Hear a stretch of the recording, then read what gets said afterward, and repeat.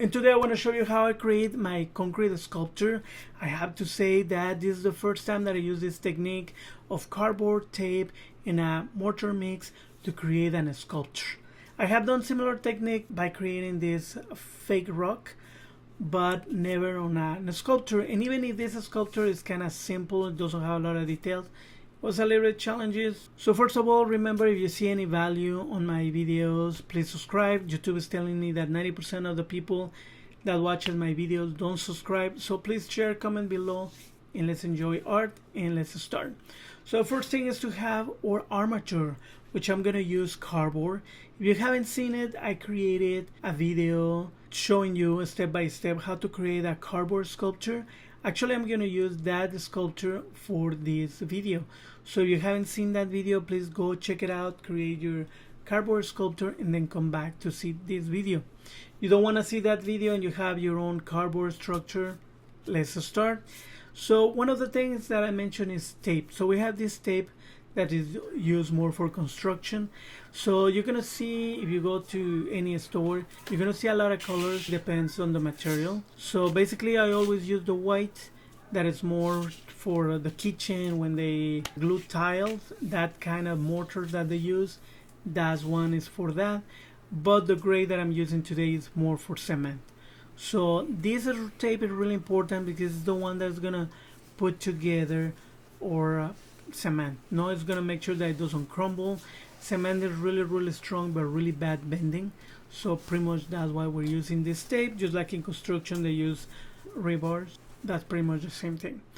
So now what we're gonna do is your cement mix. You can create your own. You can have your Portland cement and sand. The more tiniest sand that you can get, it will be the smoothest surface or finish of your sculpture. For me, I just use a regular mortar. It's already a pre-mixed bag. It's not the best. I don't know, I haven't compared, but it's the cheapest that I can find, and I always find this one. That's the only reason I'm getting it. So, but you can use pretty much anything else. I just, because it's already pre-mixed, I just put water and I'm ready to go. So now that we have our mix and we have a consistency of peanut butter, it's really easy just to grab a little bit and just press it to the surface and create the first layer. I have to say that I had a little bit of difficulty because my cement bag was really old, like a few years. So I think that was the issue. So the most difficult thing is the first layer. You can go from top to bottom, but depend on the shape of your sculpture. Maybe you're gonna have to start somewhere else. Maybe you're gonna have to lay it down.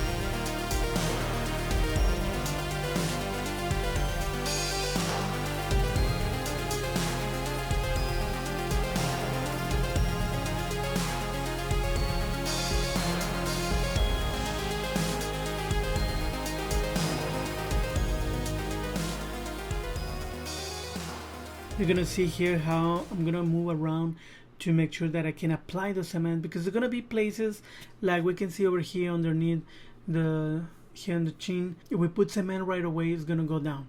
So usually what I do is I put a little bit on the side. Even I try to reach or to end on the side, and this is gonna help me grab the layer when I put more cement. You can do that, or you can just flip it and put the cement, wait until it dries. So there's many ways to go around it, but for sure you don't have to wait until some part dries and just move around your sculpture. Another thing that happened is when it's dry, then using this sculpture, I have a tool that you can go and scrape everything to make sure everything is like a smooth surface. With this one, because it was a small, I only used my hand tool and I was able just to go around and try to smooth things out. Just remember that cement doesn't get really strong, really hard until 7 days later. And to be honest, it can be getting stronger and stronger for years and years. While you keep putting water, it will just become stronger. That's something to have in mind. So if it has been only a few hours, if it has been only one day, you can easily go and just try to scrape some things, try to carve, try to sculpt your figure and create those details. Now, of course, the more you wait, the more it's going to be harder.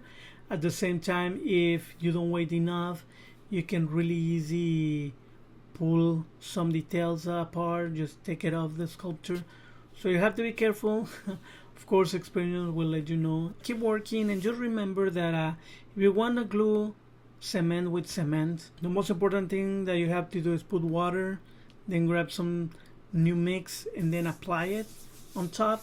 But it's nothing better as a glue than water. So just keep putting water, keep putting water.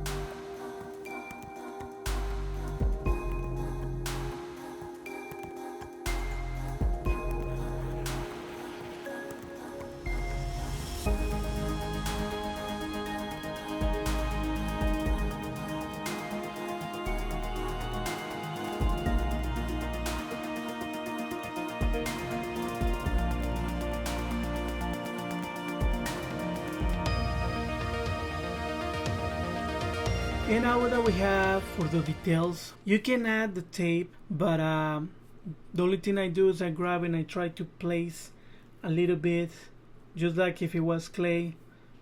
Just push it a little bit until you get those forms.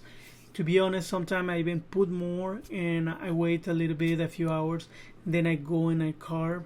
Sometimes even I wait a day, so I can really try to push and carve certain shapes.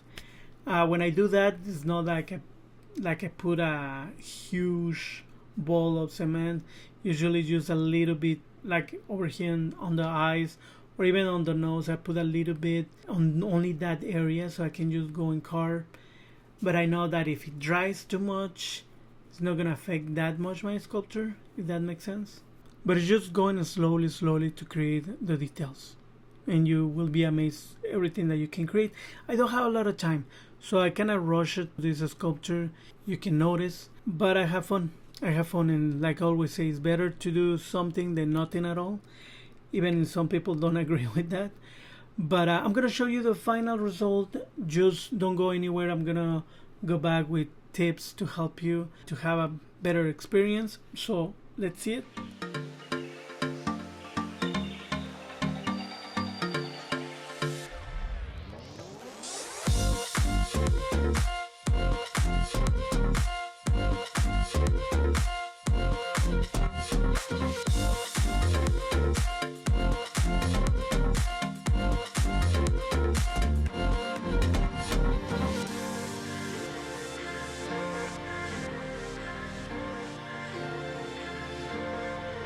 So I hope you like it. I know it doesn't look like the real Psyduck, and one of the biggest issues was several ones. One of them was that I did it here in my desk. I have this big lamp, and I have a side that was really dark. And even if I knew it, that I know that I have to have like an even light so I can see all the sides. For me, I didn't have a choice. I had to do it here, and basically I missed certain part. Another thing is, don't do it in your desk, please. Do it outside. Do it where you have air. It's so easy to do the mix, to have this cloud of dust or cement. Now we already don't know that dust is really bad for you when you breathe that dust. But now imagine cement being inside you, trying to grab all your moisture. That shouldn't be. So please use the mask and do it outside. And another thing that I did that why it doesn't really look that good is not only because I'm not that really good yet, but also because when I created my cardboard sculpture, I wanted to create it like the regular shape. No, even if I done different sculptures, even if I know that the armature has to be smaller, because of course when I put the layer of cement, I have now this huge head and this huge peak, and I try to avoid making the body that big, but still, no, if you apply that extra layer, of course it's going to be different. So just make sure that when you create your armature, you do it smaller than intended, or some parts. Over here I created huge feet just because I was afraid they wouldn't support the weight, or they wouldn't balance with such a big peak. But I didn't have to do it that big. But another tip that I can give you is that I had this was kind of the claw, and I didn't put any supports. So of course I just lifted from my desk, and the feet, no, all the claws just were destroyed immediately. I was hoping that that wouldn't happen, even if I knew that probably will happen. But the really easy way to fix that was just to grab some tape, put different layers, and I create the claw pretty much with layers of tapes and layers of cement.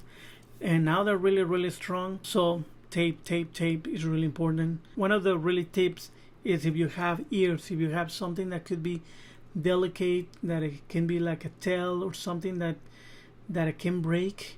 Even if you have a structure, even if you have an armature, if it's possible, just put tape. It will make it stronger. Always have a bucket of water beside you.